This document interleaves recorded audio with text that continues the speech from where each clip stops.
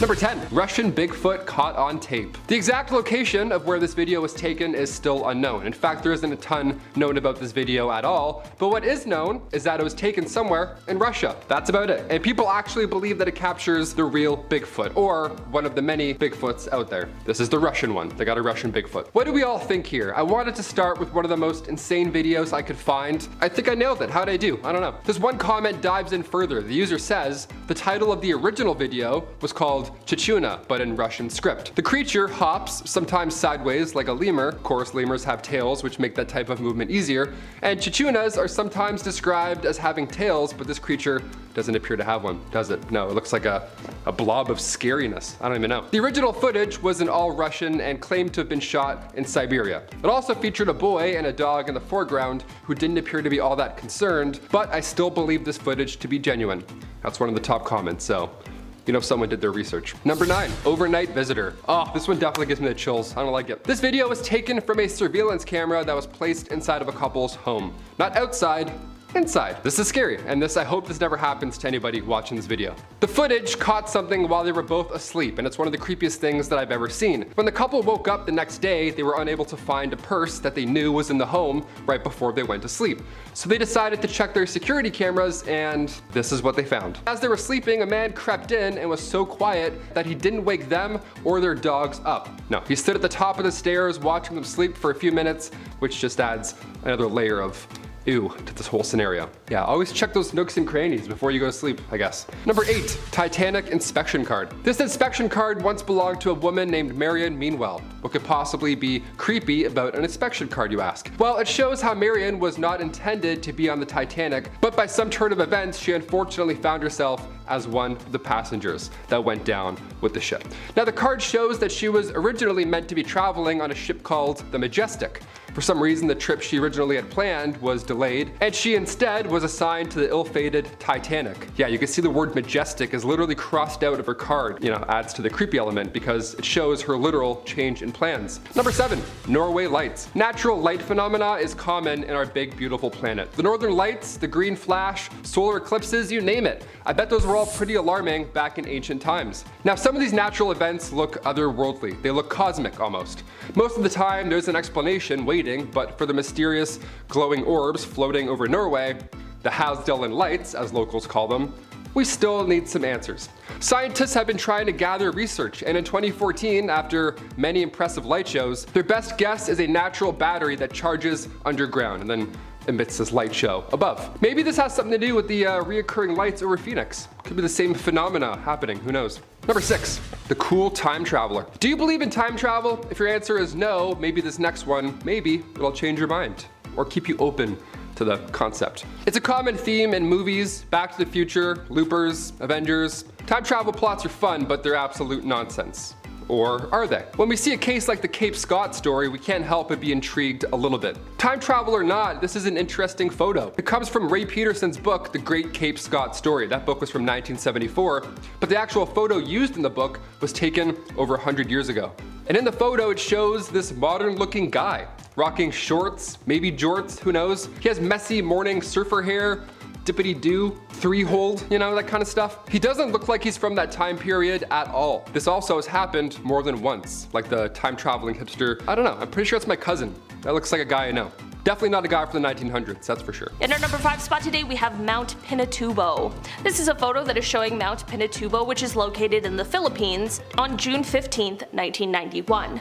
That is the day that this volcano erupted into what would be the second largest volcanic eruption of the 20th century. Certainly impressive, also extremely terrifying. This photo shows the pyroclastic flow full of hot gas and rock being flung into the air. Eruptive activity in the volcano first started on April 2nd of that year, which prompted researchers to set up seismographs in the area.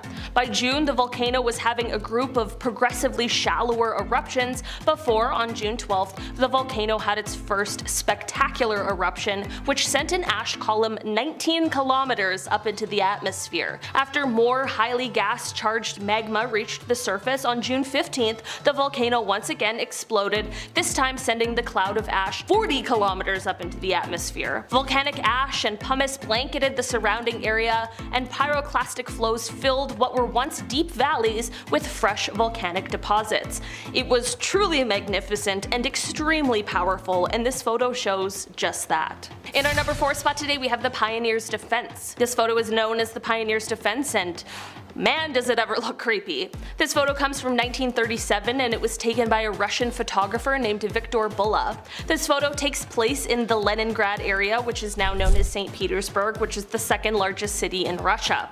The people in this photo were part of a group that was the 1930s Russian equivalent of our Boy Scouts, and it was called the Young Pioneers. The masks on their faces leave a very eerie feeling, and for a fair reason. These people were doing a military preparation drill, which is the reason for the gas mask. This photo was taken during a time where the country was under the dictatorship of Joseph Stalin, and the residents were constantly unsure of what was going to happen. The country was already seeing death and people were already frightened just a few years before the start of World War II.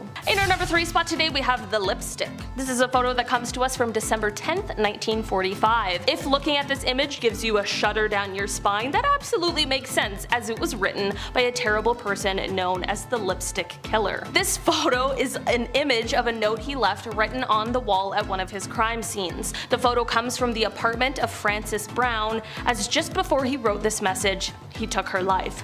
After this message was left, he ended up taking the life of one other person before he was finally caught by police 6 months later. The message scrawled in the photo reads, quote, "For heaven's sake, catch me before I kill more. I cannot control myself." It is an absolutely chilling note with a horrifying backstory. In our number 2 spot today, we have the acid drum. This photo comes to us from inside the house of another terrible person, the serial killer Jeffrey Dahmer, made very famous recently. This photo was taken from the inside of his home after he was found out and caught by authorities. Before his arrest, he was sadly able to take the lives of 17 different people. Although this photo might look kind of plain, the horrors are plentiful. This shot shows a drum full of acid that was located inside of his home. Probably don't really need to tell you what it was used for. I can't imagine the horrors investigators saw when they entered his home, and even previous to that as they investigated his crimes. Thankfully, Jeffrey was caught, and in 1992 he was sentenced to life in prison, but just 2 years later he was killed by a fellow prison inmate. In our number 1 spot today, we have the Dyatlov Pass incident. If you have never heard of the Dyatlov Pass incident, you better buckle in because it is so terrifying. This photo was taken in February of 1959 as 9 young Soviet hikers sent out to trek through the Ural Mountains. They had set up a camp, and sometime during the night, something happened that made them cut their way out of the tent and all flee the site. Leaving in such a rush, they were of course underdressed for the bitterly cold weather, and 6 of them ended up passing away from hypothermia, which is extremely tragic. The other 3, however, is where this story takes an even more frightening turn. Like I mentioned before, no one knows why they fled the tent in the first place, and the last 3 hikers were found passed away with severe signs of physical trauma that no one agreed on what had caused it. In 2019, the investigation was reopened, and just last year there was a conclusion that a kind of avalanche called a slab avalanche was the cause for these injuries. Before you come at me in the comments, I know that not everyone is convinced that's what happened, and I don't blame you. It's really strange. So, down below in the comments, let me know what you think. Let's solve this mystery once and for all together in the YouTube comments. Regardless of what happened, this whole incident was of course very tragic, but the mystery behind it definitely takes it to a very spooky place. Starting off in our number 10 spot, we have the burst of joy. You might be looking at this photo wondering how this extremely joyous photo could hold any dark secrets. Well, this photo won a Pulitzer Prize, and for a very good reason. The photo was captured by Slava Vedder on March 17th, 1973 at the Travis Air Force Base in California. The photo shows United States Air Force Lieutenant Colonel Robert L. Sturm and his family. This was taken as he was being reunited with his family after 5 years of being held as a prisoner of war in North Vietnam. On October 27, 1967, he was leading a flight of F-105s when he was shot down over Hanoi and held captive until March 14, 1973. I can't imagine what this must have been like for his family, because there was a chance that he could have not come home at all. The girl with her arms wide open is his daughter, but the looks on all of their faces truly captures the pure joy that they are all feeling. In our number 9 spot today, we have the reflecting pool. This is one of the creepiest or chilling images ever taken. It depicts a young girl in a graveyard who is looking down at her reflection in a pond. Okay, maybe a little eerie, but not exactly chilling. What really makes this photo what it is, however, is that there are seemingly 2 reflections looking back up at the little girl. No one knows who the girl is, where she is, or when this photo was taken, but it is estimated to have come from somewhere around the early 1900s. The photo was analyzed, and it has been said that it is unaltered or edited. Who knows how this photo was possible? Maybe there was some sort of invisible entity standing beside her that we could only see in the reflection, like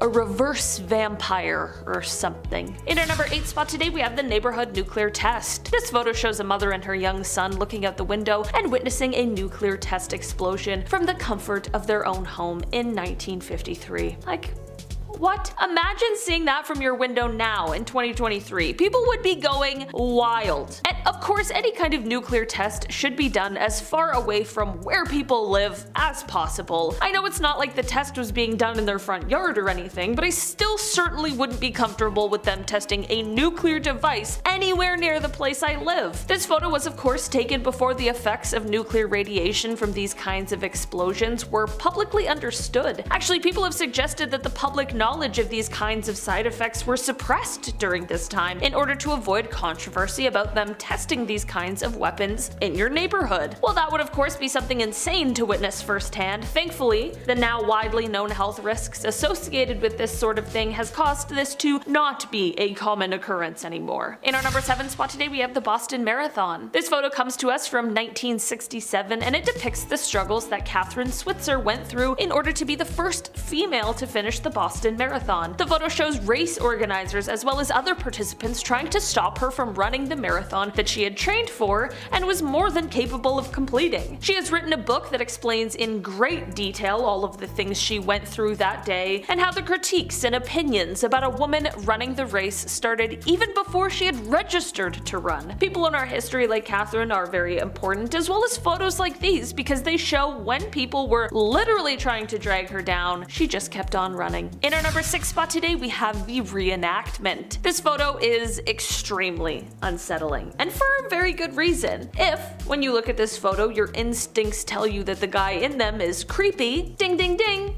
you're right. This is a photo that features the German serial killer Joachim Kroll. He is known for taking the lives of 14 people, all varying in age, and he is also known for consuming parts of their flesh. This monster was caught in 1976, and he was discovered when police found out that he had been clogging the plumbing in his apartment with the remains of one of his victims. How gruesome is that? This photo was taken shortly after he was caught and arrested, and what you're seeing is Kroll reenacting one of his crimes for the police. I get goosebumps just thinking about that. I couldn't imagine being there or being the police officer that he's on top of. Talk about terrifying. I'm just glad that they caught him and got him off the street. Number 5. Backseat driver. This photo here is from 1959, and it certainly looks like it. It was taken by a lady named Mabel Chinnery, and the photo at first glance is just a classic 60s shot of a man in a car. That man was Mabel's husband. Now the man in the back seat, however, we have no idea who that is. Apparently they weren't there in real life. Her husband was the only one in the car at that time. And also, that's a pretty tough angle. If you wanted to recreate this photo with your friends after work, it would be hard. You have to really line something up there. Some Edgar Wright shot has to happen, you know what I mean? It's like he's appearing to us through the seat almost. So either this is a lie, and there was indeed a man sitting in the back left seat, or like Mabel believes, this is her dead mother-in-law. Now if she had said father-in-law, I'd think maybe it's a spirit, but this for sure looks like an older man with a collar. So we don't know. A lot of ghosts just like to hang around. Honestly, Mabel, just see a priest, just to be safe. Number 4, ghost pilot. Oh, this one gives me the absolute creeps. I'm hoping it's just a friendly ghost, but really, you never know. I never know. I don't know. I don't want anything to do with any ghost, but sometimes they're friendly, apparently. Any sort of spirit, I don't welcome. There, I said it. The ghost pilot is a photograph that shows a spirit from 1987, when a woman named Mrs. Sayer was visiting an airfield in England. So of course she did the tourist thing and she got a photo in the cockpit, as we all do. Especially now if you're seeing Top Gun, I'd be like, yo, get a photo with me. But while you're sitting in there getting that tourist photo, do you ever think of who may have sat there before? It's kind of creepy, right? People swear the Titanic was a cursed ship and that spirits were responsible for the ship's bad luck. I personally believe it was the iceberg, but you know, I'm open. Next time you want to sit in the pilot's seat, look around for spirits. This image was developed and it appears somebody or something is in the helicopter with Mrs. Sayer. Yeah, nothing like finding out after, eh? Oh. Number 3.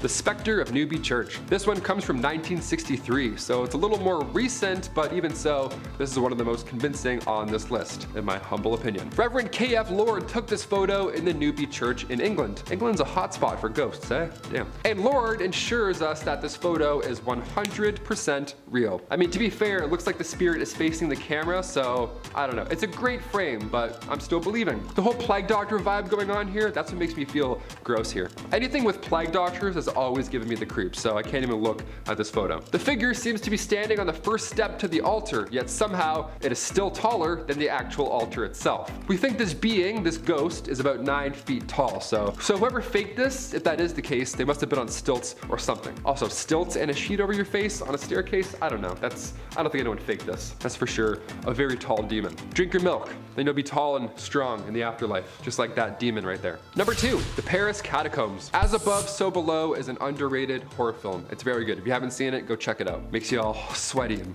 not nice. In the movie, a team of explorers accidentally go too deep when exploring the Paris Catacombs, and in turn they have to face their own hellish nightmare. I'm not going to give anything away. Well, this is not too far-fetched, it seems. In what feels like a never-ending maze, the tunnels underneath Paris stretch for hundreds of miles. See, originally the tunnels were built for Paris stone mines, but near the end of the 18th century, it turned into something a little more haunting. Cemeteries at this point in history were starting to fill up, and I mean that in a literal sense, like bodies. It was gross. We didn't know what to do, right? Humans didn't figure out the cleanliness thing for a while, so bodies would be laying on the side of the road. So the solution here was to use these catacombs, right? These tunnels have been there for centuries, so you might as well put them to good use. And by good use, I mean arguably the scariest basement in the world. Just walls of skulls. What could possibly go wrong? So haunted. Never go in there, so haunted. Do you live in Paris? Have you seen this? Has anyone actually been down there? I want to hear your account. Comment down below, because that's a scary movie, man. That's really not great. And finally, number 1, Chernobyl. One of the greatest nuclear disasters ever in history. On April 26, 1986, reactor number 4 at the Chernobyl power complex exploded due to unstable and low power levels. Reactor 4 had been shut down a day before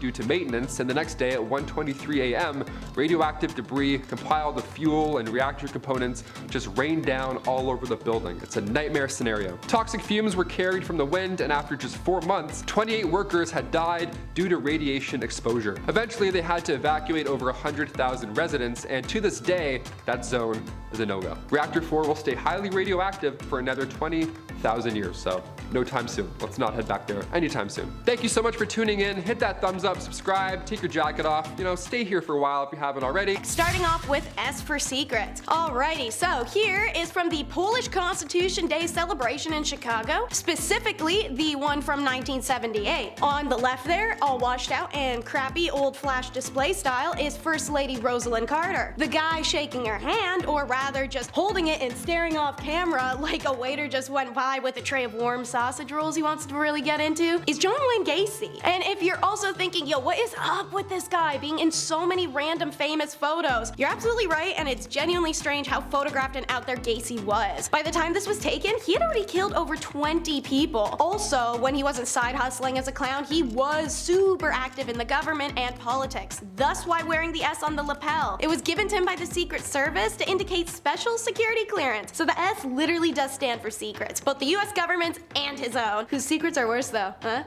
Anyways, at the bottom of the handshake photo, you can see the handwritten address to John Gacy, best wishes, Rosalind Carter. I've heard beauty is pain, but I haven't heard beauty is the next Saw movie. Check out the Beauty Calibrator. Seeing pictures, you may think it's some sort of Middle Ages torture machine, or as said, literally one of those Saw movie head devices. But surprisingly not. It's another way to point out women's insecurities and find the smallest things possible to make them feel bad over. Meet the Max Factor Beauty Calibration Machine. It is the only one in existence resistance, thank God, and in 1932 the makeup legend Max Factor came up with this ingenious invention combining phrenology, cosmetics, and insecurity gaslighting with pseudoscience analysis of a woman's physical flaws. Max Factor's beauty calibrator enabled Hollywood makeup artists to pinpoint where facial corrections needed to be made down to a literal fraction. The machine, also known in the trades as the beauty micrometer, revealed that a natural perfect face was a myth. Every single woman was imperfect and needed correction, and this machine could find it by taking precise measures. It would mark spots that needed to be fixed, and then the artist, once the helmet was removed, could correct all the new insecurities with makeup that you didn't have before you put the stupid thing on. Next up is a photo that's all dramatic flair, the death card. Masseria represented an outdated mindset in the mafia world, one that could no longer be reasoned with diplomatically. The same is true of his rival Marandano. The ongoing tit-for-tat killing between the two genuinely wreaked havoc on not only the streets but in the mafia hierarchy itself. Those resistant to change generally don't last long, and meetings of the mafia elite tried to bring around at the end of bloodshed, but Marandano especially consistently manipulated matters to his own advantage. In order to facilitate underworld peace, the consensus turned from diplomacy to the inevitable. One of these guys had to go. The final straw, according to the accountant Nicola Gentile, was when the police informants called Masseria and said knock off the violence. Having an idealism for peace, he actually responded by disarming his men, and they were all pissed. Joe the boss, Masseria, his bodyguards, and Lucky Luciano all met at a seafood restaurant at 3 p.m. on April 15th of 1931. Luciano excuses himself from the card game while that they're playing to visit the bathroom. This is the signal for the hitmen. The bangs could be heard from around the block apparently, as Joe was hit from behind 4 times in the back and 1 in the head. And it's born, the infamous Ace of Spades shot. It added to the cult status of this hit, but many expect that the Ace of Spades card was placed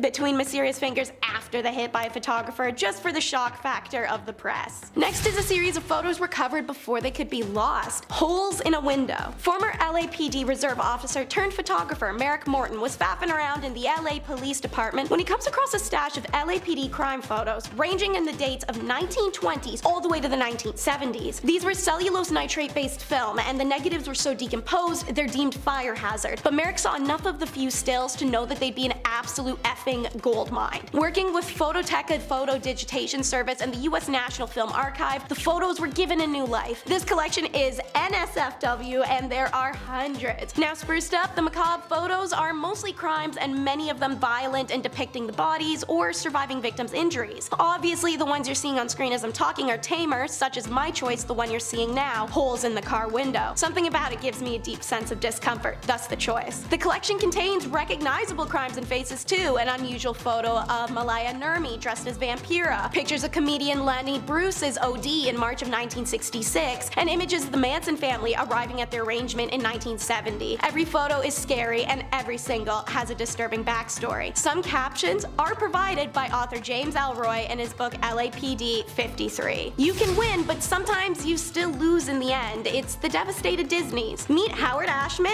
and Alan Menken. There are some everyday photos of these two in their prime. Who were they? In case you couldn't tell by all the Disney crap in the background of said photos, they played somewhat of a big role. You know, writing the lyrics and music for Oliver and Company, The Little Mermaid, Aladdin, and Beauty and the Beast, as well as a few others. Also not to mention creating the Little Shop of Horrors, which got them hired by Disney in the first place. And in this photo you see now, they had just won the Oscars for The Little Mermaid. Hooray! But why does Ashman look so unhappy? This was his life's accomplishments. It's because that night Ashman told Menken they needed to have a serious talk when they got back to New York, and when they get back a few days later, Ashman admits that he has HIV that's quickly progressed and he's going to die soon, and fast. They had been songwriting partners for over a decade and were in the middle of working on Beauty and the Beast, and despite the illness, Ashman completed the lyrical work and the initial work on Aladdin. On the morning of March 14, 1991, he does die from heart failure caused by his condition. At the time of his death, he only weighed 80 pounds, he'd lost his sight and could barely speak, and a voice that spoke so eloquently through song was lost forever. Before he passed, however, Disney Productions scrambled to finish the film so he could see a screening of it. The film earned Ashman and Menken 3 1991 Academy Award nominations for Best Song,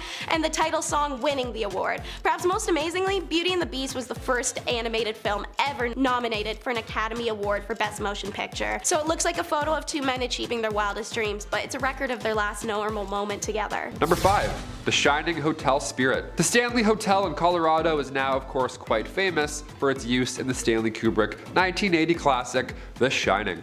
The lodge, being over 100 years old, has a pretty decent chance of being haunted in real life. So the spirit tours that happen there pack a punch for fans of the production and also fans for the paranormal. Jay Mosling was on one of these tours, so like any ghost expert would do, they snapped a few photos of random corners of the room. Gotta catch those ghosts with the flash, it's the only way. After the trip, he was going through said photos and he found this gem.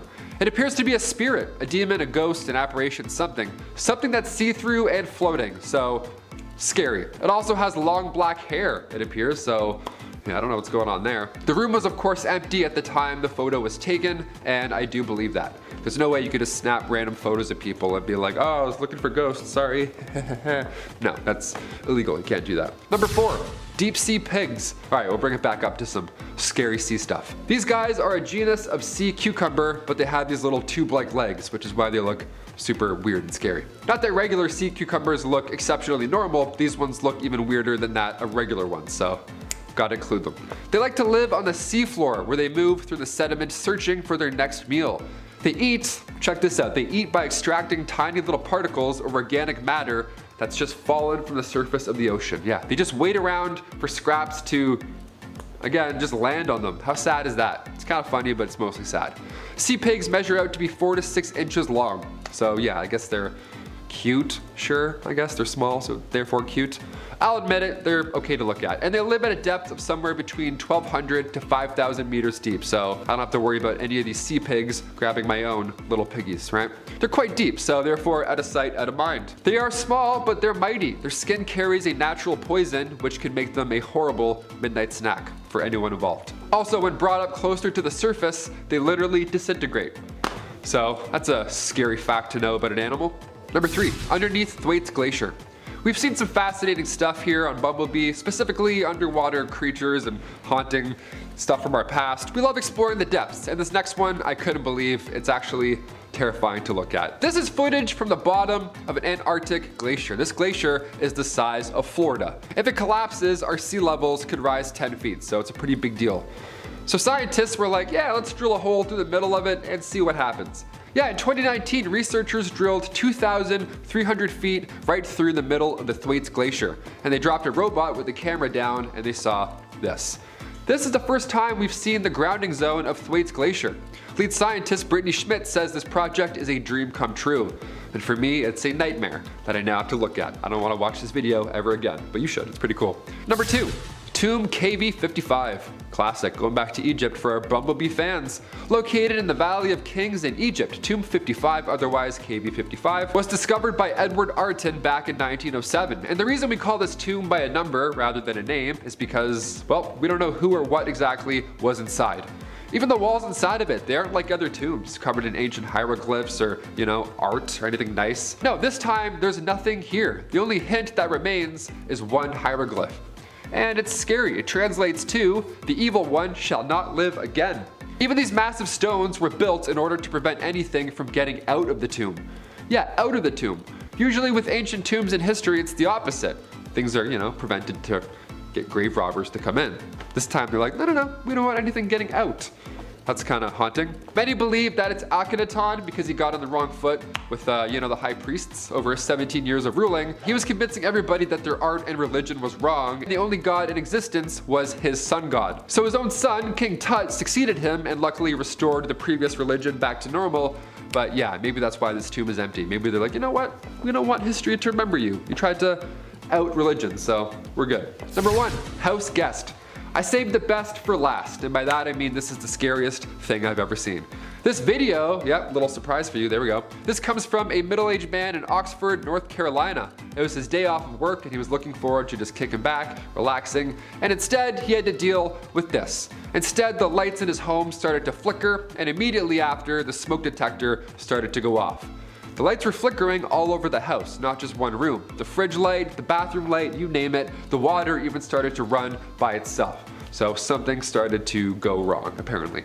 And he filmed the happenings, but when he looked back in the footage, after fleeing his home on his only day off, he caught this peeking from the other room when looking back. Pretty terrifying, right? Yeah. Starting off this list in our number 10 spot, we have the eruption of Mount St. Helens. Mount St. Helens is a stratovolcano located in Skamania County, Washington. This volcano is best known for its huge and disastrous eruption on May 18, 1980. This photograph comes from photographer Robert Landsberg, who of course was in the area at the time of the eruption. Before the eruption, he had visited the area in order to photograph and document all of the changes that were happening. On May 18th, he was within a few miles of the volcano when it erupted. Since he unfortunately was located so close to the explosion, he knew he would be unable to escape this disaster, so instead of focusing on the impossible, he focused on taking as many pictures as possible. Robert was obviously incredibly brave and dedicated, but also very smart.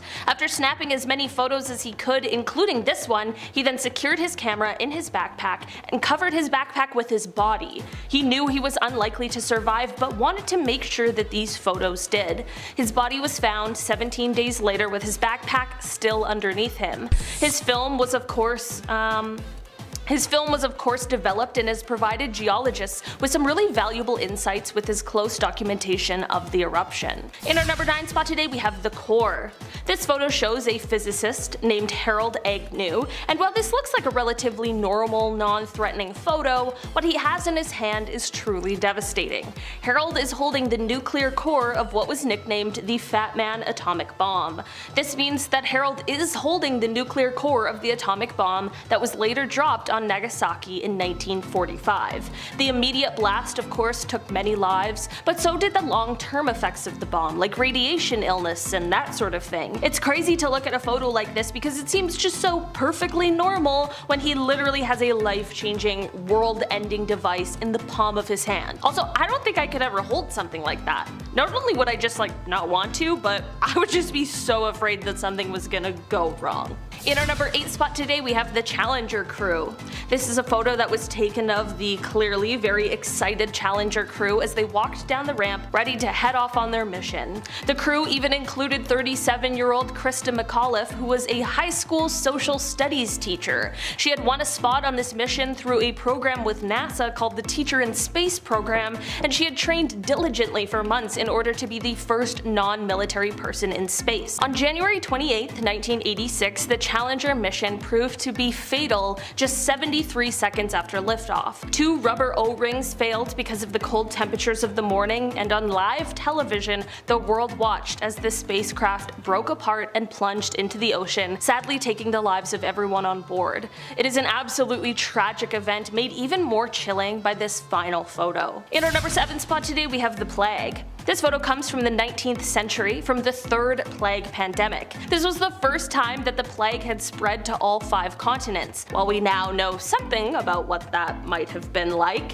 what we haven't had to endure are the doctors that dressed like this. This is a photo of the outfits and masks that plague doctors wore when they would come to your house to treat or diagnose you. The long beak-like noses of the masks are very creepy, but they were used to hold herbs and other nicely scented things because they believed that it would help ward off the bad air, which at the time is what they thought was causing the sickness. A pandemic certainly is bad enough. Thankfully, our doctors and nurses are just sticking to scrubs. In our number 6 spot today, we have the elephant's foot. This photo looks like it's just a big lump of nothing, but it's called an elephant's foot. Don't worry, at first I was a little worried too, but it has nothing to do with elephants and is only named that because of its appearance. This lump was actually created from the Chernobyl nuclear meltdown, and it is just a mass of corium and other materials that were in the core of the reactor. This elephant's foot was located in the steam distribution corridor, which is under what's left of the reactor. While this mass doesn't produce as much radiation as it did before,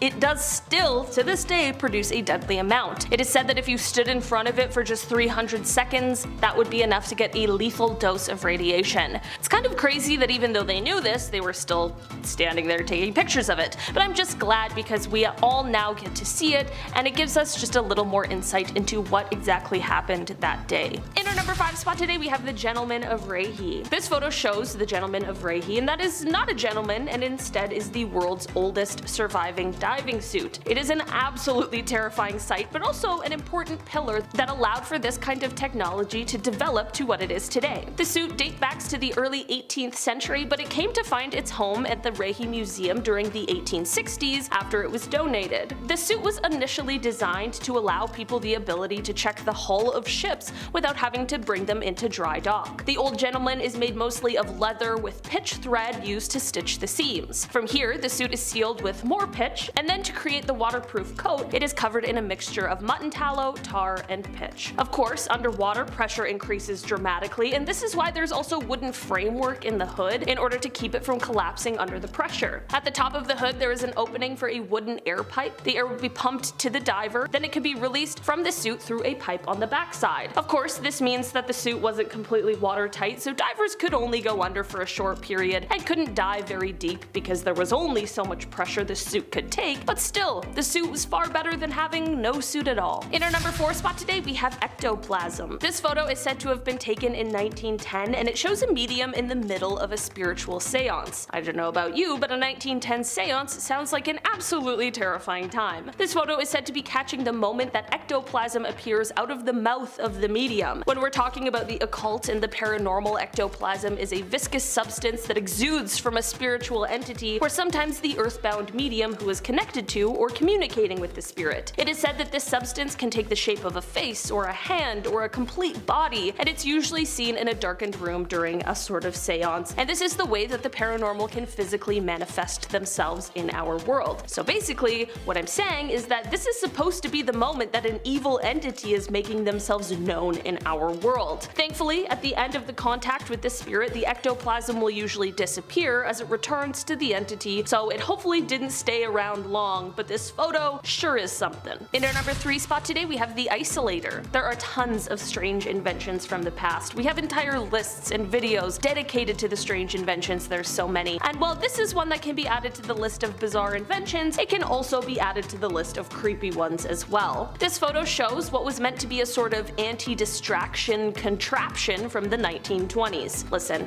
I can get easily distracted, so sometimes I need a little help, but this thing really takes it to a new level. It essentially makes it impossible for the person to look at anything other than what is directly in front of them, or, you know, breathe. It seems like a contraption that requires an oxygen tank hookup probably isn't going to be the best anti-distraction device. In fact, I think that's probably more distracting than anything. Honestly, I'm such a good procrastinator that even with this thing, I still wouldn't get my work done. Thankfully, this device didn't stick around or gain much popularity, and now it is just a terrifying relic of the past. In our number 2 spot today, we have the Great Manta. In 1933, a New York silk manufacturer named A.L. Kahn was on a nice little vacation in Florida when he honestly accidentally caught something remarkable. His anchor line, by mistake, caught onto a giant manta ray. After a struggle and several hours, Kahn was able to get this actually enormous fish ashore. This monster was somewhere between 5,000 to 6,000 pounds and was 20 feet and 5 inches in width. For reference, there are other giant manta rays, but they usually grow to be around 13 to 14 feet wide,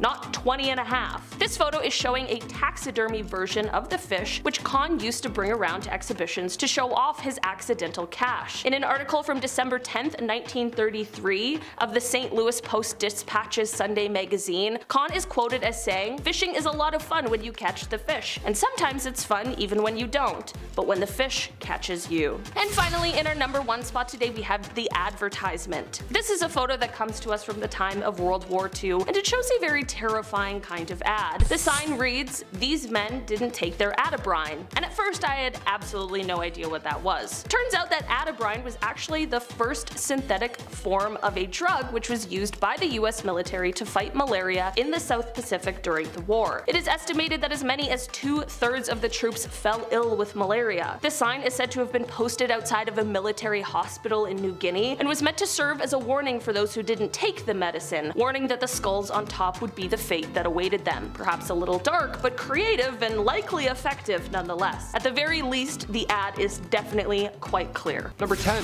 demonic boy photo. Alright, scary as hell right off the hop. It doesn't matter where or when, but odds are you've seen this photo at some point in your life. It's pretty haunting, it's kind of hard to forget. Check it out. You know when you see a photo, sometimes you just get bad vibes, like it registers in your brain as something real and scary. You want to find something about this photo that looks fake, but it's hard. This photo here was taken inside the Amityville house back in 1976, the real house. It appears to be a young boy with glowing white eyes. Kind of hard to forget. It was taken with automatic cameras equipped with infrared, so nobody actually took this themselves, it was just set up. It makes it even creepier that the boy looks like he's peeking around the corner. Makes my heart race just looking at that photo right there. A photographer named Gene Campbell operated this and got this photo. See, Gene was working with paranormal investigators Ed and Lorraine Warren at this time, the famous duo, now rocking the big screen Conjuring universe. They were on this case in real life. This photo was then revealed 3 years later on the Merv Griffin Show. Imagine tuning in, watching TV on the Merv Griffin Show, and then all of a sudden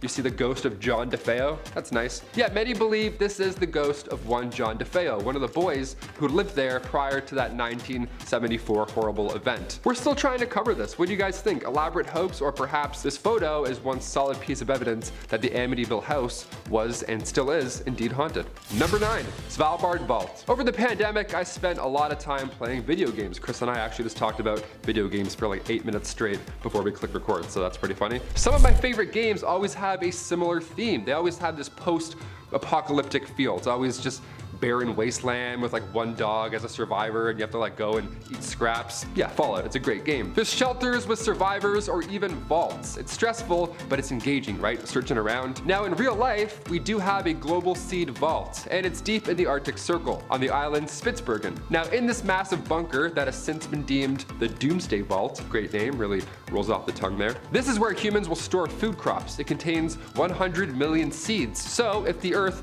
all of a sudden, gets wiped out, or even if all the ice melts and it floods and everything goes to quickly, this vault will still be good to go. All that water that just, flooded the rest of humanity will then regrow the earth with all of these seeds, ideally. It sounds like a fun, cute way to get humans to think about the future. You're like, hey, throw some seeds in, make a wish. But I'm concerned. Is there something we don't know? How soon is this gonna happen? Why is everybody involved in this little seed heist? Number 8, Pluto's Gate. Number 8, Pluto's Gate. It rhymes, what's up? Also known as the Gate to Hell.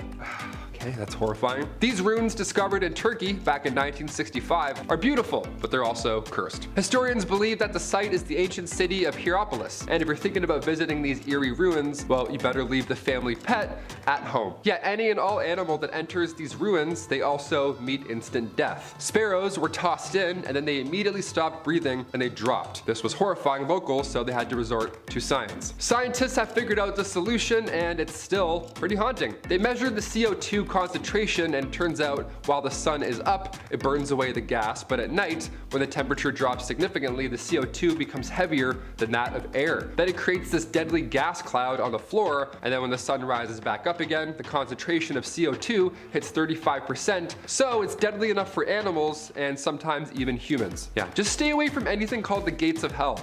How about that? That's pretty sound advice just to play it safe. Number 7, The Lady of Raynham Hall. This one's a classic. If my grandma was still alive, she would have loved this one. If you haven't seen this photo, it's gonna live rent-free in your head from here on out. This spirit is said to haunt Raynham Hall in Norfolk, England. Nice. My old home. Not Norfolk, but I have English family. What's up? This tale kicked off back in 1936 after a photo went around through Country Life magazine. I guess that's its way of going viral back then, right? This photo shows a spirit, apparently, wearing a brown gown, hence where her name comes from, the Brown Lady of Raynham Hall. Just casually floating down a staircase. That's lovely. Imagine seeing this in real life. I'm sweating doing this list. Legend has it that the ghost is that of Dorothy Townshend. She was the sister of Robert Walpole, the first Prime Minister of Britain back in 1676. Some reports say the image is a result of long exposure, just gone awry, but either way, I don't like looking at this photo, so let's move on. Great. Number 6, The Gates of Guinea. Another bad portal to another bad place. The souls of the dead have to go somewhere, and depending on your beliefs, that somewhere could either be beautiful, it could be peaceful, or it could be absolutely terrifying. Who knows, one of the three. In the world of voodoo, that place is an underworld called the Gates of Guinea. And here is the front door. Yeah, located in Louisiana, this tomb, that of voodoo priestess Marie Laveau, is apparently the entrance to these deep waters, this twilight realm. And some voodoo followers try and open these gates to access the souls of the deep. And apparently the goal after that point would be to use the dead almost like zombies, like your own little personal zombie army. So that's horrible, I guess. Number 5, the gold rush. Picture a billboard for the Wild Wild West, okay? What's on it right now? A cowboy tipping his hat in the corner with, 4 missing teeth, a sunset in the corner obviously, maybe a horse, and also a bunch of gold stacked up in a mine, right? Well, we've heard about the Wild West here and there, but was there really a massive gold rush? The California gold rush of 1849, despite what history commonly believes, wasn't the first big gold rush, not even close. The first one was back in 1799. A young man named Conrad Reed found this yellow rock right on his property. He had no idea what it was, and for years, he and his father John Reed used this rock as a door stopper. You already know where I'm going with this. This 17-pound nugget of gold, which is worth a lot even today, back then this information was game-changing. Congress then built the Charlotte Mint just so they could handle all this incoming gold found in North Carolina right after. Then later in 1828, more gold was discovered, but this time in Georgia. This was the second rush. Then come 1848, James Marshall found gold at Sutter's Mill, California. After the third one though, that's when the thousands moved out west. That one had the biggest pull. So it's pretty big, but not the first. Number 4, the OK Corral. The shootout at the OK Corral went down on October 26, 1881. It's known as the most famous shootout in history. But should it be? Really? Going back to Tombstone, Arizona, it's 3 p.m. and we have men of the law and of course outlaws all in the same block. So naturally, trouble ensues. There's not enough land here for all of us, some rootin' tootin' shit. There were about 8 men involved in the rumble, but it barely lasted 30 seconds. Also, it's important to note the gunfight at the OK Corral wasn't even at the OK Corral. It happened near the intersection of 3rd Street and Fremont Street, right behind the corral. Yeah, details matter. 3 lawmen were injured and 3 cowboys lost their lives. Yeehaw. That was a sad yeehaw for you guys. This is why you don't organize shootouts at 3 p.m. I don't know, everyone's drunk, there's bad decisions, apparently there's bad aim. Just slam some milk, shake some hands, go home. Simple. Number 3, Helena duels. So we talked about the bizarre ways folks would settle beef back then. They would slam tarantula juice and shoot animals from the top of locomotives, have a 30-second fist fight in the middle of the day, and then go home. But have you heard of these Helena duels? It began, of course, in Helena, Texas, aka the toughest town on earth, at least it was back in the 1800s. The Helena duel began here. There's even a movie called The Duel with Woody Harrelson and Liam Hemsworth. They show this style of combat in a pretty brutal, Hollywood way. Both opponents had their left hands tied together with buckskin, and then each were given a small knife with an even smaller blade. It had to be short enough so it didn't reach any vital organ. That was the Texas trick. Then they're whirled around until they're dizzy, and then it gets really loud, really messy, and really bloody. Last man standing, pretty much. The crowd, of course, watches and places bets, which is always insane to me. I can't watch UFC sometimes. I don't like seeing things break, let alone a Helena duel. Catch me inside sipping milk, texting my ex. Hard pass, freaks. Number 2, train games. Entertainment was always a hit or miss when it comes to these historical lists. The Romans held gladiator battles with animals that drew in thousands of spectators from across the land. Well, in 1894, William Crush, a railwayman, had this event in mind that would for sure go down in history. Oh buddy, did it ever. William Crush wanted to secure the future of the railroad company in Missouri, Kansas, and Texas. And to do so, William made an entire temporary city appropriately named the City of Crush. Nice. There was a carnival for children to enjoy and all that jazz, but the main pull for adults was the train smash. The collision of 2 40-ton steam trains was meant to be the talk of the town. Look at these Goliaths as they smash, crush, into each other. How fun. Yeah, the trains collided, it worked, and the darndest thing happened. They blew up. Yeah, it's almost like they caused a disaster for popularity. Neat. 40,000 came in and many left injured. A couple of people sadly didn't leave at all. One survivor ended up getting 10 grand out of the deal. His name was J.C. Dean, and they lost their eye in the explosion, so the company gave them a lifetime railway pass. Just the thing you want right after that horrific event. Sorry about your eye, here's free PTSD as well, anytime you want. Enjoy. Crush was later rehired by the railway after it gained popularity. Yeah, this It happened back then too. Somebody does something horrible, and then now all of a sudden they're famous. Hashtag chairgirl. And finally, coming in at number 1, Elmer McCurdy. This one is insane. I had to end with it. Elmer McCurdy, back in 1911, he decided to be a rootin' tootin' criminal, and he attempted to rob a train. Unbeknownst to him, that train was not full of gold, but rather passengers. Collecting a whopping $46, which back then was still pretty good, he was quickly shot by a lawman afterwards. This is where things start to get insane. Yeah, I say start. Elmer's body was embalmed and sold by the Undertaker to this traveling carnival. His body was an exhibit almost, with his story attached. And for the next 60 years, his body, this prop rather, was passed around, sold between haunted houses and wax museums. Eventually, the guy's body, his real body, don't forget, ends up in California at an amusement park funhouse at Long Beach. Now, come 1976, there's a crew there filming for the $6 Million Man show, and that's when Elmer's finger breaks off accidentally. Some key grips like, whoops, revealing it was an actual mummy. They went to film the $6 Million Man and ended up finding the $46 man in real life. How gross is that? Kicking off our list at number 10, floating hand. Okay, this one is so scary. Kill those lights. Let's dive into it, right? This photo is from over 100 years ago. Now this time, the photographer may or may not have caught a floating spirit hand in their photo. Yeah, I'll show you the photo. Let me know if you see it at first, right? Take a glance. What's wrong with this photo? Anything sticking out? Any floating hands just appearing in the photo? This photo is a group of women who worked in a linen factory. The lady on the far right appears to have an extra hand resting on her shoulder. Yeah, her right, our left. This may be a hidden person, maybe somebody with long arms was out of frame. I'm a lanky guy myself. I can put my arms around like 9 of my friends in a photo, I get it. But it's the positioning of the hand that gives me the chills, right? It looks curled almost, which gives it a demonic, insidious, the last key vibes. You know what I'm saying? Number 9. Colossal squid. Not to be confused with the giant squid, those are similar, but dare I say, smaller.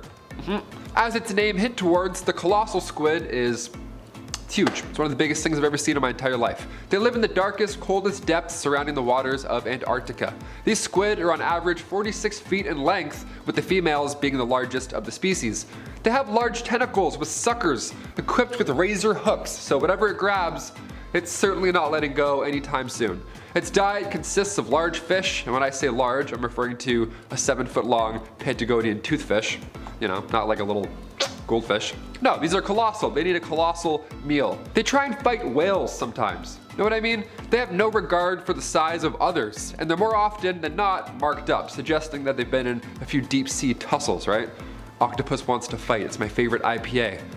That's the inspiration right there. On top of being magnificent, they're quite mysterious. Only 2 specimens have ever been collected, with the second being as recent as 2014. Do you believe this is the closest living thing to the Kraken? I don't know, I'm horrified of deep sea creatures, so this list is haunting in my way, okay? Number 8, Island of the Dolls, Mexico. I'm also not a fan of dolls on islands, so pretty haunting. This island is famous, of course, for having dolls or doll parts just spread about all over. Why, you ask? Well, let's talk about it. The islands surrounding this one are inhabited, but this one is said to be filled with demonic spirits, so no one's hanging out, no one's camping, I guess. Specifically, the spirit of a young girl who drowned there way back. Like Camp Crystal Lake, only creepier, dare I say. These dolls are hanging or nailed to the trees. Now the dolls have to come from somewhere, right? And they came from a local resident by the name of Julian Santa Barrera. He put all these doll parts up in order to try and ward away any demonic spirits, right? He's fighting back by nailing doll parts to a tree. I guess he's a hero. To this day, nobody dares to approach the island. They would much rather snap a photo from far away on their boat, which I totally agree with. That's probably a much better idea. If it didn't look haunted before, it definitely does now with the doll parts. I don't know. Great call, Julian. Could have used smudge sticks though? I don't know. Doll parts, that's a bit haunting. Number 7, nursing home spirit. Also, we're gonna throw in some ghosts in this list, so again, hope those lights are dimmed. This photo was taken from a nursing home resident the same night another resident had passed away, and they had no idea. This was back in 2015. That night, they heard a door open and close out in the hallway, but no visitors were allowed there at the time, so they noted it. It was, a little odd. So there's a great amount of people who thinks that this image here is one of 2 things. 1, the spirit of the resident that sadly passed away, or 2, it could be the Grim Reaper. Yeah, how scary is that? Both terrible options. A few comments were saying how it's comforting to know that in the end, you aren't alone and, an entity or something will walk you to the other side.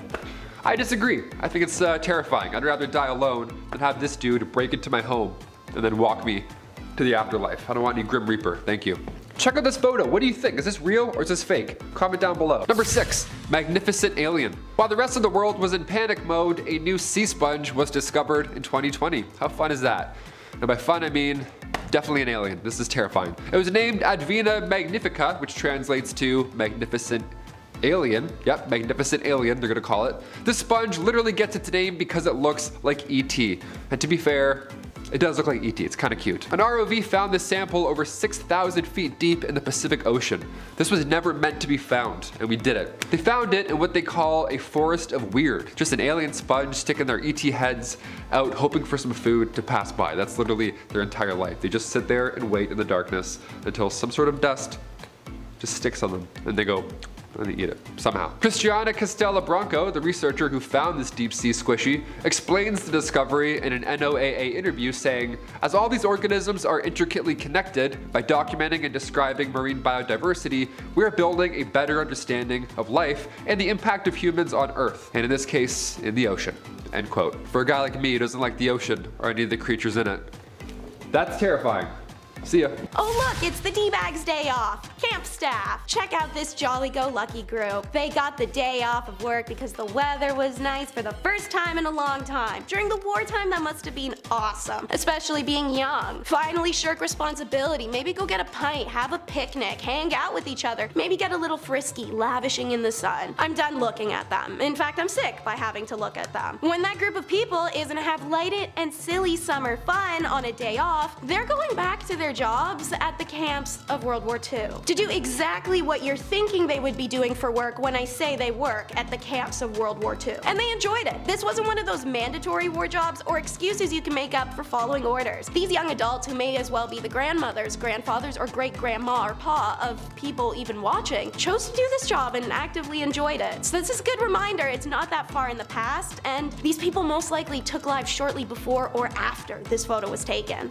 Did Halloween come early, or is it just Sylvester Claus? Yeah, so I chose this photo out of, trust me, like thousands of equally creepy ones because I feel it truly captures the what the bleep factor this holiday has. And they do it every 31st of December to 13th of January. The Sylvester Clausen of Ernach and the surrounding area Appenzell custom that is famous throughout Switzerland. The custom derives its charm from the unique blending of contrasts such as nature and art, mystery and tradition, harmony and anarchy. The Sylvester Claus that ushered the old year out and ring in the new. There are 3 types of these clauses: the beautiful, the ugly, and the pretty ugly. Common to all the clauses are bells in various shapes and sizes that they wear on their bodies. Their rituals begin in the early morning each day. The various Schupel meet at the village square before each group goes its own way. A group will pull up in front of your house, then hop around and jump up and down to make the bells ring, and then they start yodeling at you. You listen to the yodel, they say Happy New Year, give you some cash, some liquor you have to drink from a straw, and then they just leave. Dark backstory gossip, however, in times of poverty and hunger, which afflicted the region frequently, Clausen was a way to earn a little extra money, and in the 1930s, what was known as Belchel Claus, aka the Beggar Claus, began to appear on the streets. Essentially homeless Santa Clauses, but Santa looked like that. As a result, the influx of beggars in the Claus Guide resulted in heavy restrictions, and in the 1950s, the custom had nearly died out. It's only thanks to the initiative of individuals in the 1970s that this got to come back and enjoys enormous popularity today. Somebody come get their creepy uncle. Cannot tell me this isn't the energy this photo gives. Creepy uncle. The woman is unidentified, but definitely a follower to be able to handle that guy's BO and greasy hands on her. It was taken of the Children of God leader, David Berg. This group started in 1968 in California after Berg claimed God himself had gifted him with prophecies. In reality, Berg started making extreme demands of his followers,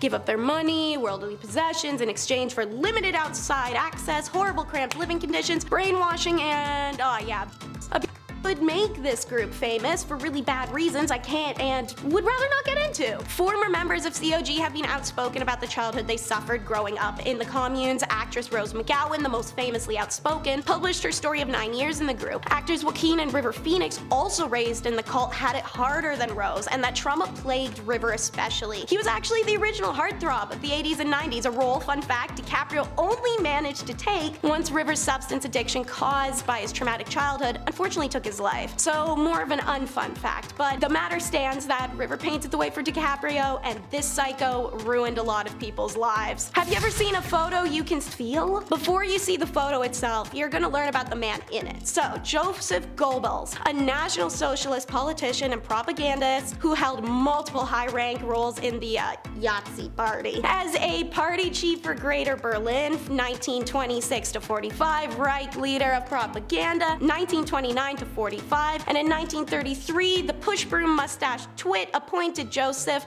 the Minister for Propaganda and Public Enlightenment. He was a devout, unbridled through and through bigot, a tireless agitator, and the propaganda this man designed, wrote, and funded had shipped through dozens of countries and shaped the perspective of Jews in a way that can actually never be undone. It's this propaganda many people still cite when asked for factual basis or logical argument as what Jews had done oh so wrong. It's Joseph who orders the mass burning of literature, who sentenced thousands to death, and who made up lies to ensure hatred, a hatred that still stands today.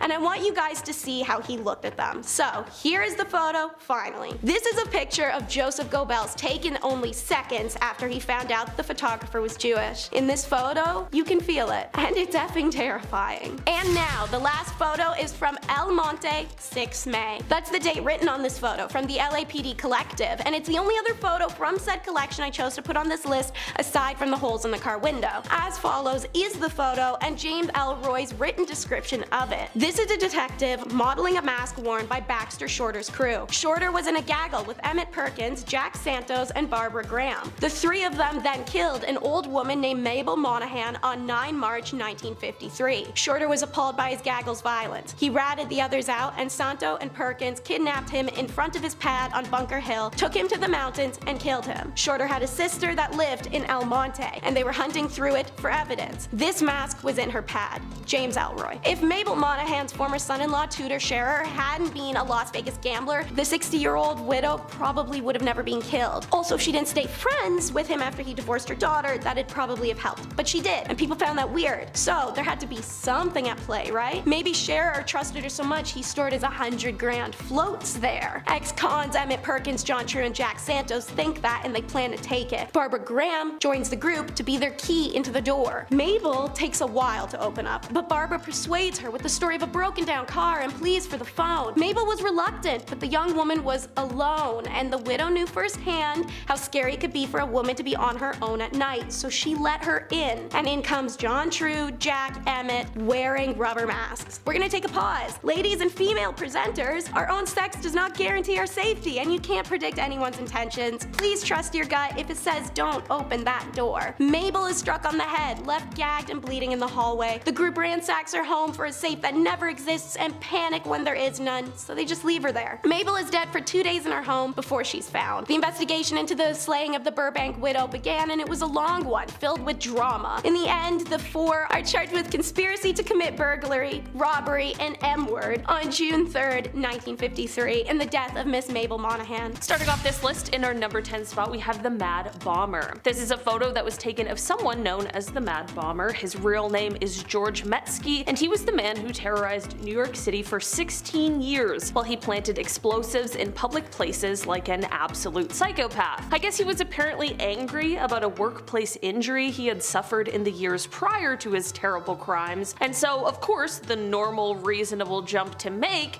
would be not that at all. While no one should have ever had to suffer because of these crimes, the good news is that while he planted 33 bombs and set off 22 of them, miraculously only 15 people ended up injured in the end. This photo of him behind bars is extremely eerie thanks to his creepy smile and haunting eyes. I might be the only one who feels it, but it just seems like something's off.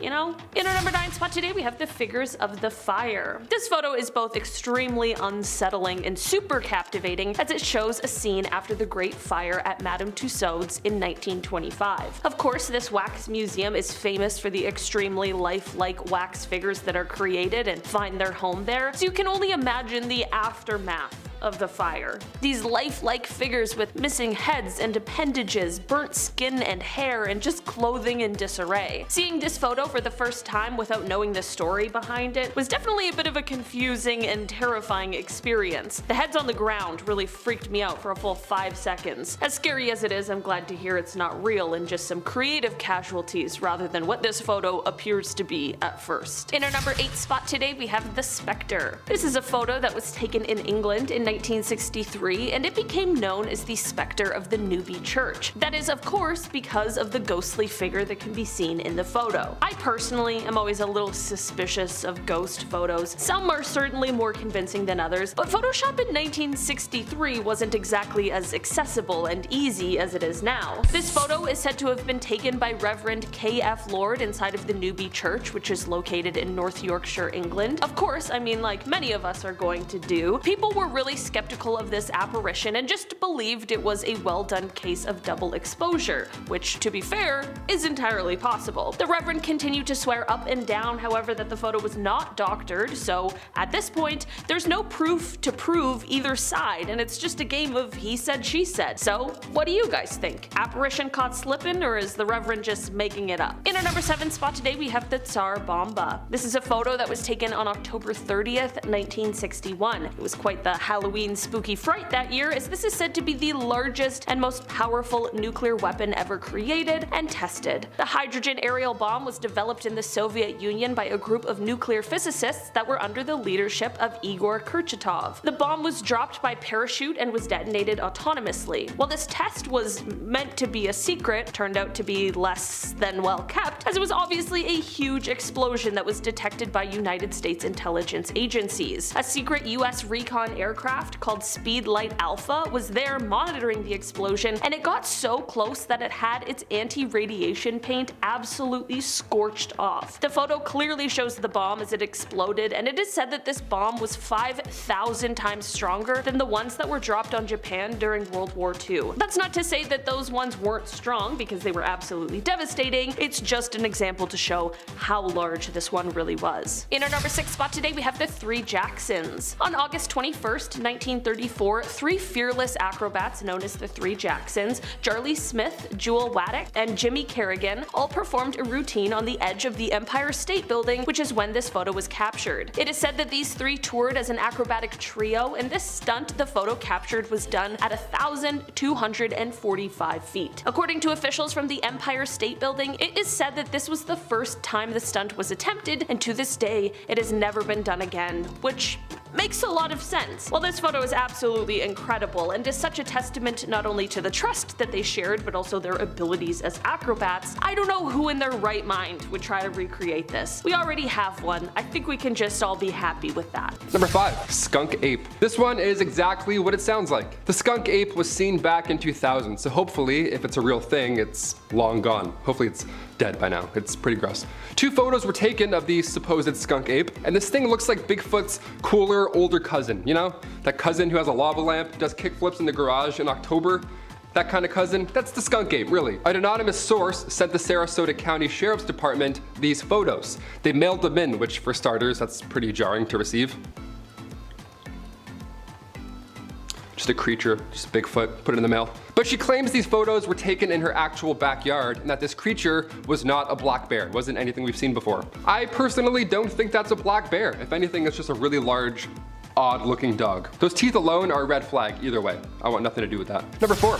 Solway Spaceman caught on photo. Look, we've all been photobombed before. It's a blessing in disguise. You look back at prom photos, some dude sneezing in the background while you're, having the moment of your life. It's the best, we love it.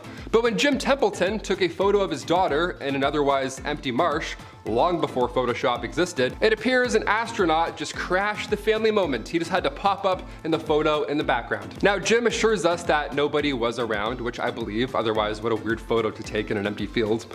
I'd be like, hi, get away from my daughter. Just, 17 meters to the left, thanks. Also, the fact that this man looks like he's from space. Yeah, that makes it more believable, no? What are we looking at right now? Who is this? It's so creepy.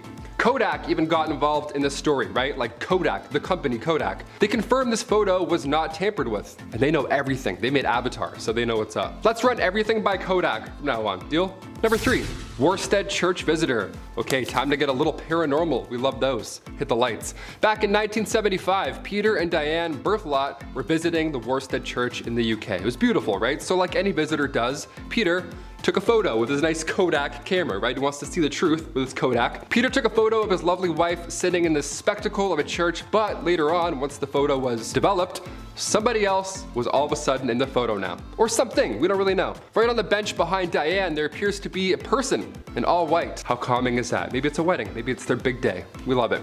When the couple went back to the church to ask about who it was, a local suggested they may have gotten photo proof of the White Lady, the spirit of a healer who haunts the church. I mean, as far as surprise ghosts go, that's pretty tame. That's a pretty tame encounter. That's how it should be.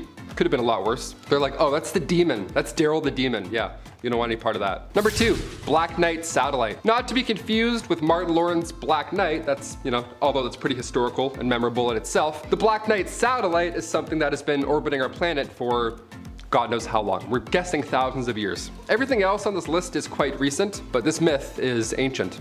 This photo here you've probably seen at one point or another. It was taken back in 1998 during an American mission to the International Space Station. Apparently this guy has been hovering over our Earth just watching us. It's some sort of alien satellite. That's a fun theory, no doubt about it. But during a spacewalk in 1998, one of the thermal covers came loose and drifted away from the station. Could this be that cover that just floated off and wrapped itself around a rock or something? Or it could be an ancient night satellite. One of the two. And finally, number 1, the doorbell licker. Nice, we gotta end with the weirdest thing I've ever seen. This one's short and sweet. Not much explaining to do here, obviously. Does what it says in the can. Back in 2019, a man was caught on surveillance, a doorbell camera, approaching a home in a neighborhood in Salinas, California. He doesn't say much, he just shows up, doesn't drop off any package, nothing like that. He just shows up and starts licking the doorbell. Not the camera, but the actual doorbell, like the button. He must have rang the bell hundreds of times because he did this for 3 hours straight. His jaw muscles must be insane. The homeowner said in a following interview after seeing said footage, I quote, "Oh boy, that is just weird." Yeah, that's what they said to that footage for 3 hours of a man licking their doorbell. They're like, oh boy, that's weird. If that was me, I'd move. I'd be halfway packing. I'd be like, oh boy, that's weird. Grab a box, let's go. We're moving.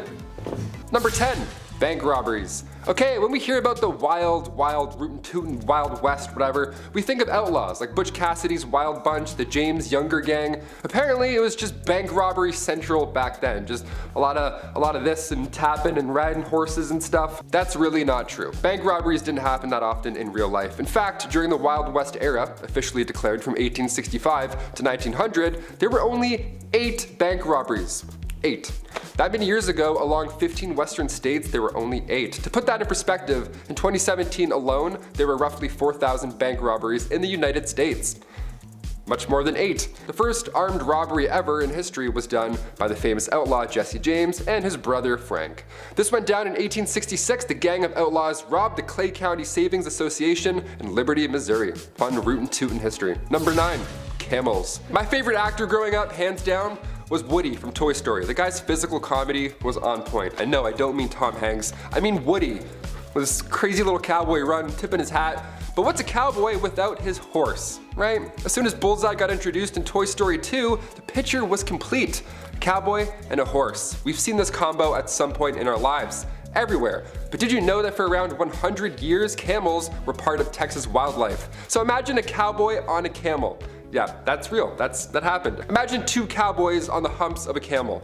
How silly and intimidating would that look? Back in 1855, Congress spent thousands to purchase and ship feral camels from Egypt. The hot Southwest would make sense when it comes to camels doing their camel thing.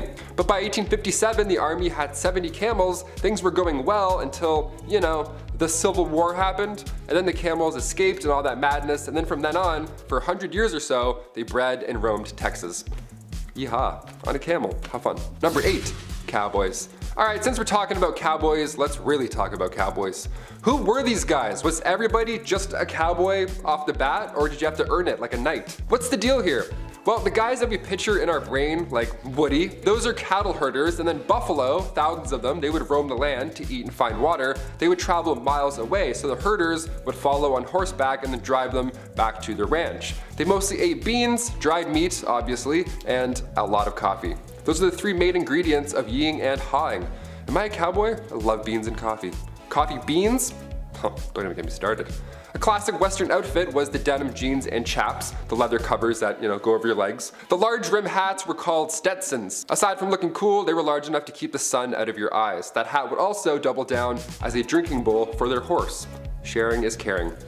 Number 7, the Bison Express. Humans are responsible for the disappearance on many wild animals in one way or another. It's usually our fault. Yeah, going back to the Wild Wild West, the year 1869 specifically, that's when the Pacific Railroad was done. It was open to the West to all these explorers, but now they were whipping across these wild lands in record speed, passing hundreds of bison every single trip. Eventually, it didn't take long for these railroads to advertise hunting excursions on these trains. So yeah, guests would climb aboard the top of the train cars and hunt on the top of the trains. Yeah, on the top they would just shoot these animals for sport. Obviously the train couldn't stop and go back for the bodies, so they would just leave them. This one man, Orlando Bond, nicknamed the Brick, he apparently shot thousands himself. He rode the express so many times his rifle caused him to go deaf in one ear.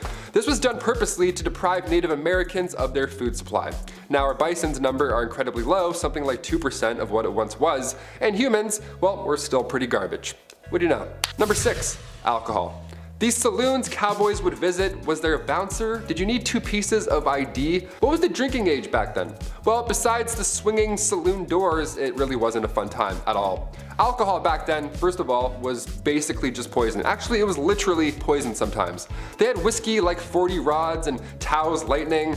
You have a couple of those and you're literally passing out in minutes. Nobody was getting cut off in old-timey saloons. The bartender wasn't like, hey, how about a water, buddy? Let's get you home. No, it was a show. They had this one drink on bar rail called tarantula juice.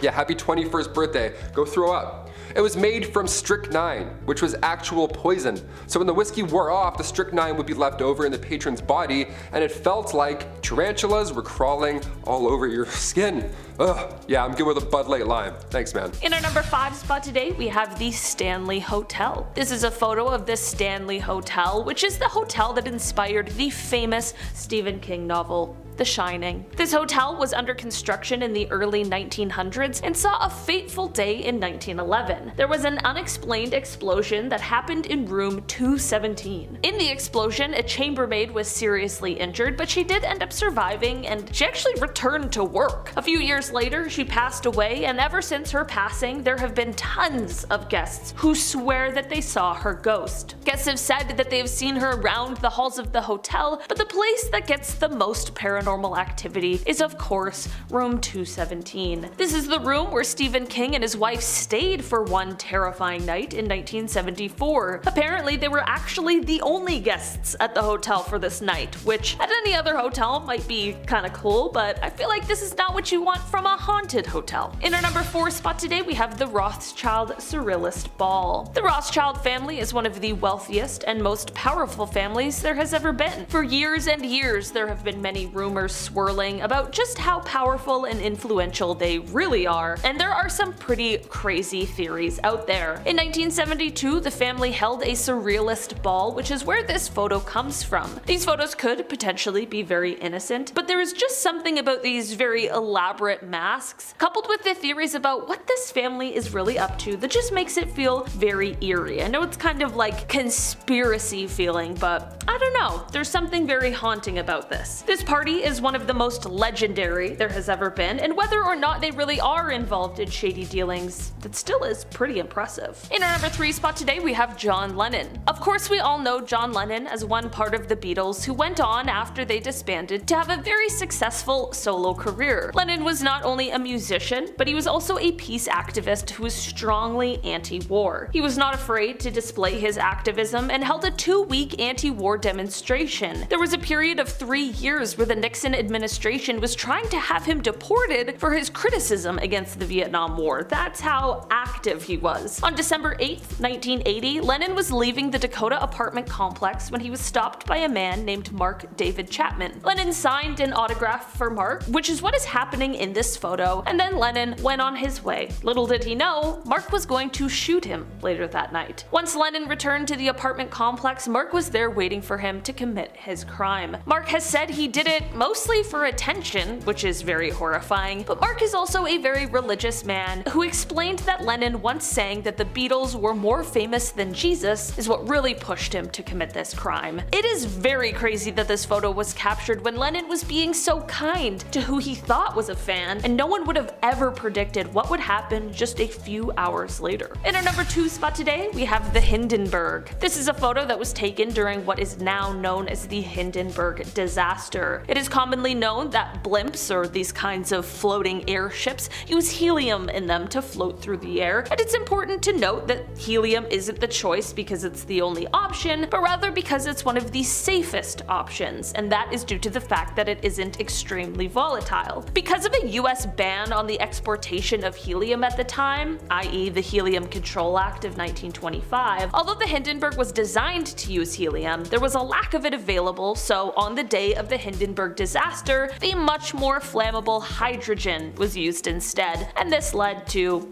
well, complete disaster. When the Hindenburg floated off on May 6, 1937, it disastrously caught fire during its flight, with 97 people on board. Sadly, due to the fire, there were 35 casualties on board the flight that day. It is an absolutely horrendous situation, which teaches us all a very valuable lesson. And finally, in our number 1 spot today, we have Mount Pinatubo. This is a photo that is showing Mount Pinatubo, which is located in the Philippines, on June 15, 1991. That is the day that this volcano erupted into what would be the second largest volcanic eruption of the 20th century. Certainly impressive, also extremely terrifying. This photo shows the pyroclastic flow full of hot gas and rock being flung into the air. Eruptive activity at the volcano first started on April 2nd of that year, which prompted researchers to set up seismographs in the area. By June, the volcano was having a couple of progressively shallower eruptions before, on June 12th, the volcano had its first spectacular eruption, which sent an ash column 19 kilometers up into the atmosphere. Additionally, smaller explosions continued on June 13th, which then led to some intense seismic activity. After more highly gas-charged magma reached the surface, on June 15th the volcano once again exploded, this time sending the cloud of ash 40 kilometers up into the atmosphere. Volcanic ash and pumice blanketed the surrounding areas, and pyroclastic flows filled what were once deep valleys with fresh volcanic deposits. It was truly magnificent and extremely powerful, and this photo shows just that. I don't know about you guys, man, but like, Mother Nature, I'm afraid of her, alright? First up is captured in a card. Alrighty, so you see this basketball card here. So centered, we've got Mark Jackson back in '89 playing a Knicks game, but over here in the far left background, we have familiar faces of Lyle and Eric Mendez. In 1990, the Mark Jackson NBA Hoops card went into circulation, a year after the two Mendez brothers depicted in the background killed their parents for life insurance in August of 1989. The brothers claimed a massive payout that allowed them to live a luxurious lifestyle, spending money on expensive watches, clothes, and cars. Among the items that they bought were tickets to a basketball game at Madison Square Garden, where they would eventually be immortalized on an NBA card. To make it a little creepier, logistically, this moment captured would have been between when they killed their parents and when they were arrested. Speaking of sports, there's such a thing as the wrong time to cheer, which is our next photo. See, this is Mike Hawthorne and Ivor Bueb celebrating with champagne after winning the 24H Le Mans. Look at the revelry and the glory between these men. Those around them have a completely different vibe, however. We've got an arrangement of meme expressions going on here. Homeboy in the back holding the book is giving a hell of a judgmental side eye, and we have a signature auntie are you serious expression going on. See, while these men are ecstatically celebrating their win, what isn't captured in this photo was that the raceway was covered in ambulances and fire trucks. Hawthorne had driven an opponent off the track, and the resulting accident killed 84 people, most of which were spectators. Videos of this event on YouTube are kinda insane to watch, not even because of the crash or the arrogance of the winners, but the announcer is so painfully cheery it's out of place, using an old timely projection system to shout, "Oh, women in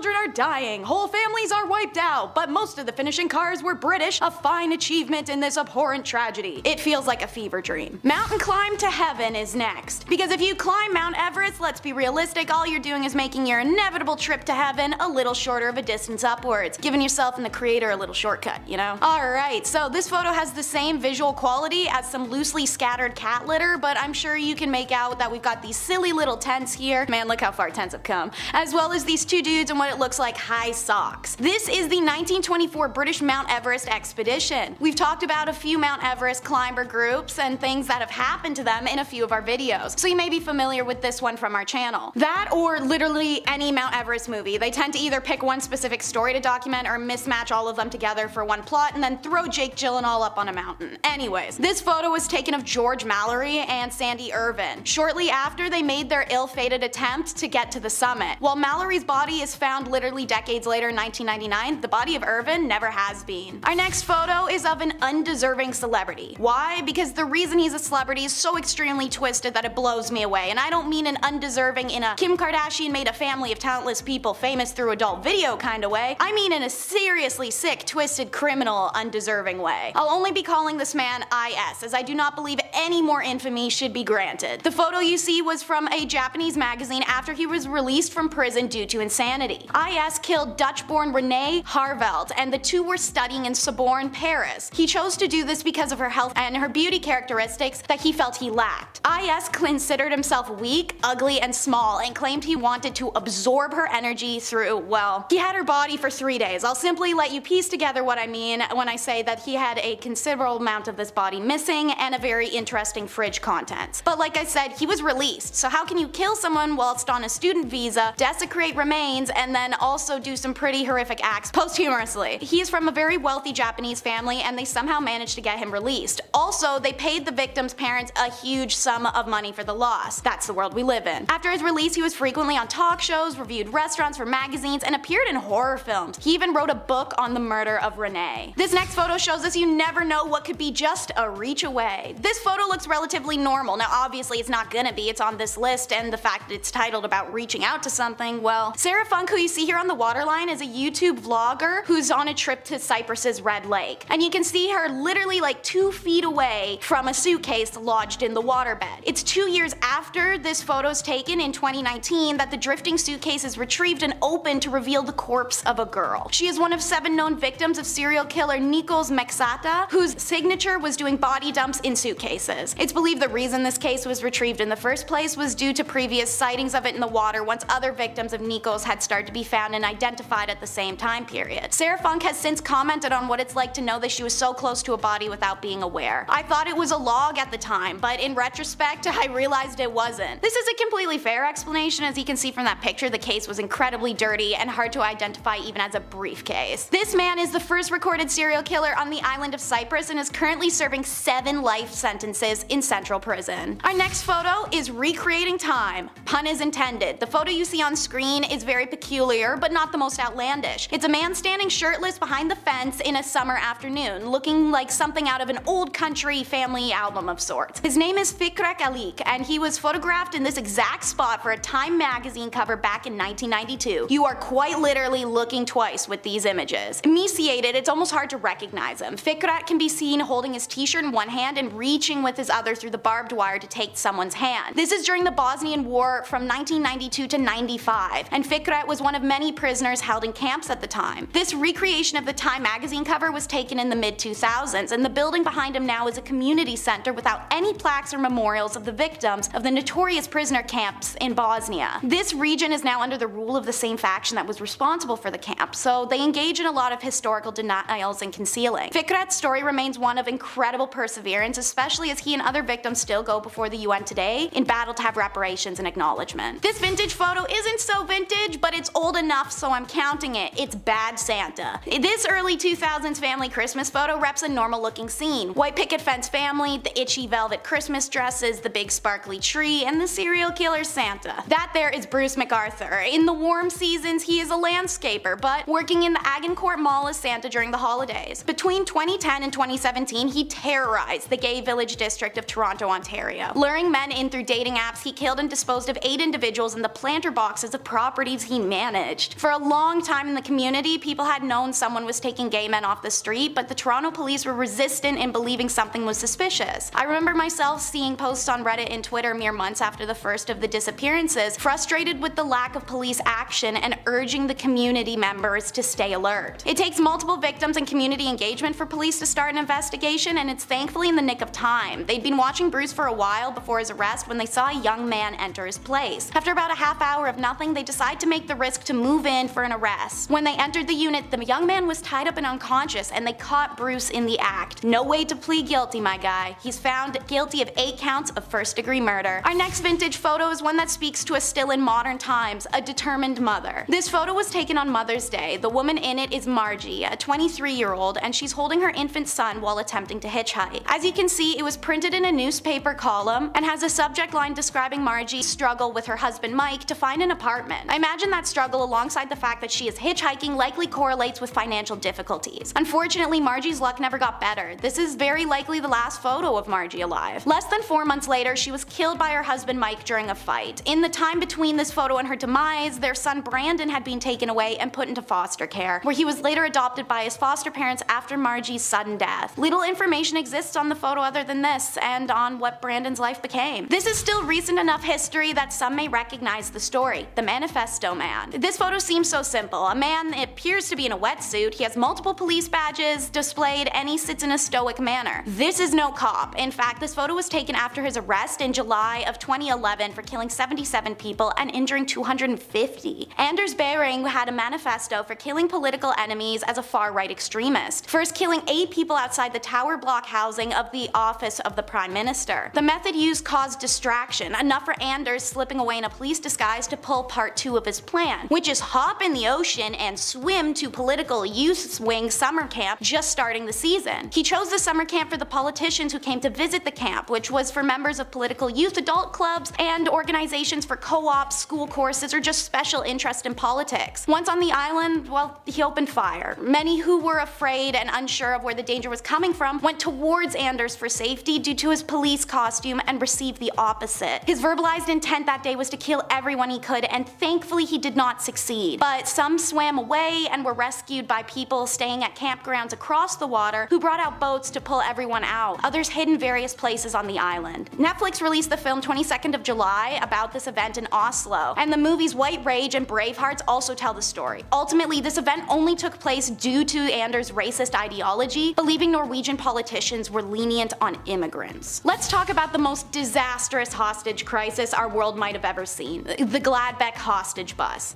The 1988 crisis in Gladbeck, Germany was the kind of disaster you don't see often. In this photo, you'll see a robber left and a hostage right, taken on the last day of the situation. Day 1, 2 dudes rob a bank and take some hostages. They demand a getaway car and took 2 hostages and then stopped for one of the robber's sisters casually on the way, as reporters follow. Day 2, the same robbers hijack a bus with 32 passengers. Whilst holding out in the bus, they allow reporters some entry to interview them. One robber even came outside the bus for an interview like an MTV Cribs situation, but with hostages. The robbers state that their stance is that they don't care what happens because they'd simply take their own lives anyway if it all went wrong. Obviously, this is a sign for police to maybe, I don't know, handle with a lot of caution. And like tossing stones at glass houses, caution was non-existent. When the robbers take off in the bus, once again followed by police and reporters just doing nothing, the robber's sister is arrested by police at the first gas station they stop at. Her arrest causes the robbers to lash out and kill a hostage, so the police release her and go back to doing nothing. After this, the road trip crosses jurisdictions into Netherlands. The Dutch police are now involved, and they demand the release of any young hostages on board with the promise of a BMW in return. The robbers took 2 hostages with them in the BMW and drove back to Germany. Later on, they were surrounded by a lot of media reporters who took a lot of pictures of the scene, which can be found in Google. That is where our photo of the hostage and the robber was taken. Finally, the German police, after days of this, make a move that isn't just following the robbers like a lost puppy. They rammed the hostage car, causing a crash. One of the hostages flees off the highway as police and robbers engage their firearms. The woman in our photo, Silke Bischoff, is sadly caught in the crossfire. The driving robber said later in an interview that the bullets came from a policeman, but the German police denies that and says that the bullets came from the robbers and hit the hostage. No matter what, the one thing I can say about this whole story is what the f*** was anyone trying to accomplish here?